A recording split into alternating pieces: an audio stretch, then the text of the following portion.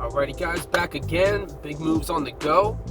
So we got Augusto Sakai versus Overeem coming up this Saturday. So, Augusto Sakai, 6'3", 259, 29 years old, 15, 1 loss, 1 draw, 11 TKO/knockouts on a 6-fight win streak. So in his last fight against Arlovsky, I'm sorry, not his last fight against Arlovsky, in his fight against Arlovsky, what I noticed, he'll stay on his toes for about 10 seconds, and then he'll be flat on his feet, and he'll walk you down, but it seems like he cuts angles well, and he does a lot of shoulder movement, a lot of to kind of mimic, he's feinting a lot to kind of keep you guessing, not really knowing what's coming. But it seemed like he was showing Arlovsky a lot of respect in that fight. It was almost like he was waiting to get the counter punch there. He wasn't always initiating. He was walking Arlovsky down, waiting for Arlovsky to throw something so that he can throw something in return. But Arlovsky did a good job of moving laterally there to stay out of Sakai's range, I guess you could say, because Sakai also doesn't throw a lot of teeps to keep you back. But if you're moving laterally, he doesn't really need to throw those teeps anymore. He's chasing you. But we did see some success on his part when he initiated the exchanges, and he threw combinations, and Arlovsky was forced to cover up and respect him. We saw success in doing that, but he didn't do it enough. He probably could have finished Arlovsky if he just kept going and throwing combinations and stopped waiting for Arlovsky to come to him. But because he was visually the aggressor in that fight, he won the fight, even though Arlovsky technically was busier. Sakai did throw harder shots, did land harder shots, but not busy enough on Sakai's part, not enough combinations on his part. But he did do a good job of just staying in Arlovsky's face in the entire fight. So moving into his next fight against Tai Tabura. I'm not sure if his first name is Tai, but against Tabura, he did come out. He did exactly what he should have done against Arlovsky. He did come out more aggressive. He came out more aggressive. He hurt Tabura. And Tabura, as he was backing up, he got up against the fence. Big mistake on his part when he cut Tabura's angle in the angle that it looked like Tabura was going to go, which was the wrong way. Tabura wanted to go left, right into Sakai's right hand, and Sakai landed that right hand perfectly. He saw it coming, and he steps there, throws it, lands it, hurts Tabura, and he picks his shots well though.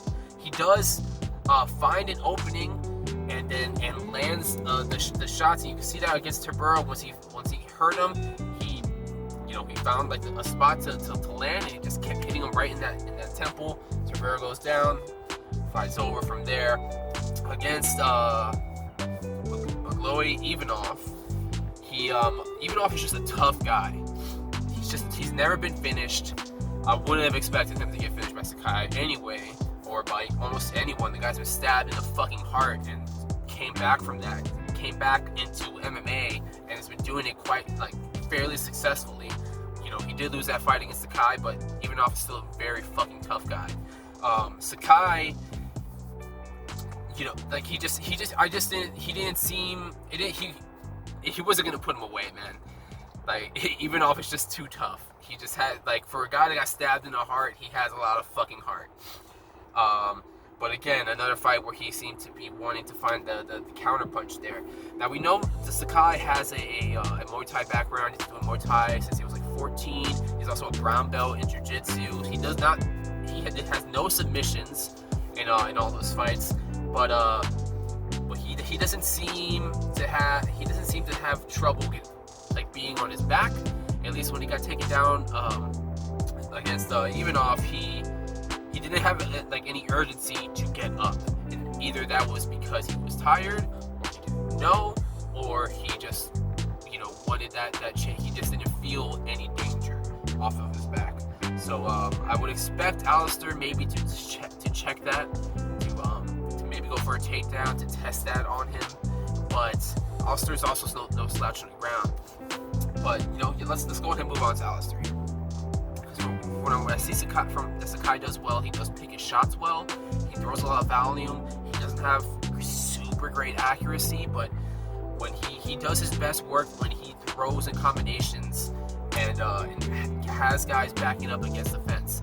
And something Alistair does when some guys are teeing off of them is that he covers up and backs up against the fence and waits for them to try to kind of make a mistake, right? He stays calm, and that's his experience. He stays calm and waits for an opening, that he can capitalize on. The problem with that is, like we've seen Alistair, maybe stay calm and patient and waiting for an opponent to make a mistake, and then if they do not, or if he makes the mistake, he gets taken out.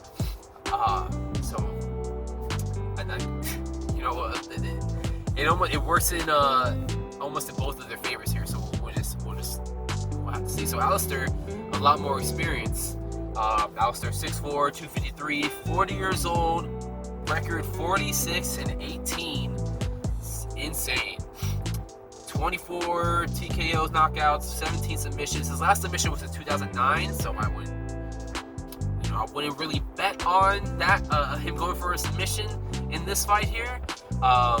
After he lost to Curtis Blades, he went to go train with Curtis Blades. He worked on his ground game, and you saw that against Rosenstruck, and he was winning every second of that fight against Rosenstruck, right up until the last 4 seconds where he got caught because he got a little tired. 5 rounds of just fucking wrestling. I mean, he got tired. Alistair he wasn't wrestling his entire life. He's not like Curtis Blades. He's been more of a striker. He just has a very solid ground game though. But Rosenstruck again, I'm sure Alistair felt safe-ish at the last 10 seconds of that fight, and he was staying calm, and exactly what I said, like he stayed calm, he thought he was safe, and he made the mistake of he just thought that the fight was over and he had it, and then he got cracked and he was over, and that sucks.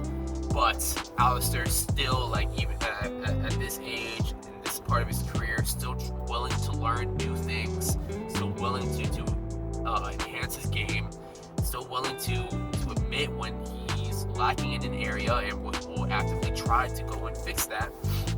And the experience I think is going to play a major role in this fight against Sakai. Sakai has very little experience at this point. But Alistair, in his experience, he's also I think he probably has the record for most times getting knocked out, which sucks, but it is what it is. But he also has great knockouts on his record as well, and he has great fight knowledge, and he's able to adapt in mid-fight. He's able to stay calm when he's in trouble, and he's able to come back from it when he's in trouble. And we saw that against Walt Harris, where Walt Harris had in trouble very early on. You can see Alistair's face beat to shit, but Alistair stayed busy, stayed moving, kept that experience. Like, he knew that as long as he kept moving, he was gonna be okay. And he kept moving. He was able to get back up to his feet. Same thing that he normally does. Covers up, got up against the fence, waited for Walt to make a mistake. Walt throws a front kick. Alistair slaps it to the side at the same time, getting putting his right arm on Walt Harris's head. So throwing him to the side, Walt Harris just falls because he had nothing to catch himself with, and then Alistair was able to take advantage of that from there. And when you think you have a guy in trouble like that, and you're unloading, and you think you have the fight, and all of a sudden he survives, and then not only does he survive, you get taken down, that sucks, man. That sucks. So I'm sure the adrenaline dump played a huge factor in that. And going into that second round, Alistair ends up finishing Walt Harris. Walt Harris has, that was a tough fight, just because you couldn't help but cheer or root for Harris after everything that he had gone through. And you can see that Alistair,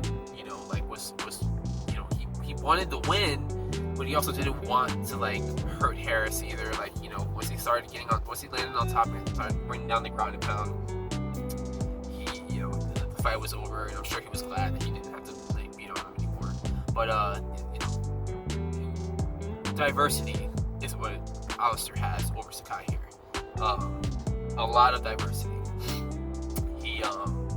It doesn't matter where the fight goes. Like I feel pretty confident that he has enough experience. He's been training, been doing this for a long enough time that he's comfortable in all positions. I would say that Alistair probably has the advantage in this fight from his experience, from his we know he has great knockout power. We know he always shows up in shape, and even if he does get in trouble against Sakai, if Sakai goes out there aggressive, throwing heavy combinations, lands one on Overeem, gets him up against the fence, Sakai does pick his shots well when he has them against the fence and he has them hurt. We saw that against Tabura. So if Alistair shows up against the fence, I would be wary of that from Alistair. I would probably go for a takedown at that point instead of shelling up and waiting for Tabura to stop his attack so that he can attack, or he can initiate an attack to get off the fence, or waiting for Sakai to make some kind of mistake that he can capitalize on, because Sakai is probably going to stay patient enough, or at least pick his shots well enough, where he's going to find that opening against Overeem. So if Overeem, you know, makes that adjustment, I would absolutely give this fight to Overeem. But you really can't count a young guy out fighting against an older guy like that. Yeah, at 40 years old now, you know, Alistair, he's still up there, absolutely still up there. But you gotta take that age into consideration. You gotta take that experience, all those knockouts. You gotta take them into consideration.